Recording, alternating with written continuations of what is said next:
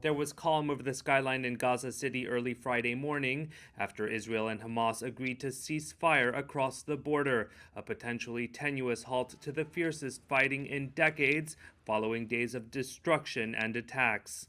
Israeli Prime Minister Benjamin Netanyahu's office said his security cabinet had voted unanimously in favor of a mutual and unconditional Gaza truce proposed by Egypt. Hamas said the ceasefire would be mutual and simultaneous.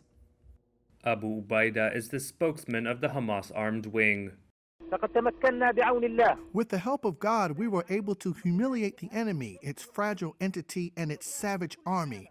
The whole world saw the shame of this regime, whose leaders are proud of striking buildings and houses. They are also proud of killing children and women.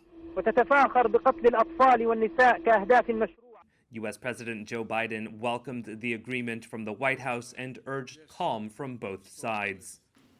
The United States committed to working with the United Nations, and we remain committed to working with the United Nations and other international stakeholders to provide rapid humanitarian assistance and to marshal international support for the people of Gaza and the Gaza reconstruction efforts.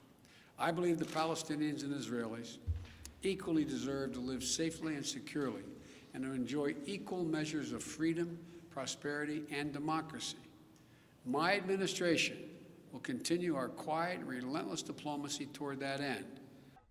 Amid growing global alarm at the bloodshed, pressure had been mounting for days for a halt to the fighting. On Wednesday, President Biden urged Netanyahu to seek de-escalation, while Egypt, Qatar, and the United Nations sought mediation.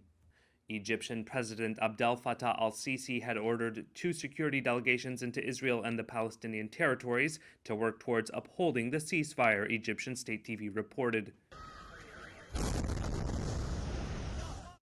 Since the fighting began on May 10th, health officials in Gaza said 232 Palestinians, including 65 children, had been killed and more than 1,900 wounded in aerial bombardments.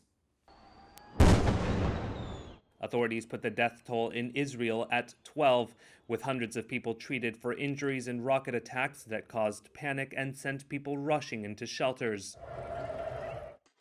The violence was triggered by Palestinian anger at what they saw as Israeli curbs on their rights in Jerusalem, including during police confrontations with protesters at Al-Aqsa Mosque. Hamas previously demanded that any halt to the Gaza fighting be accompanied by Israeli drawdowns in Jerusalem.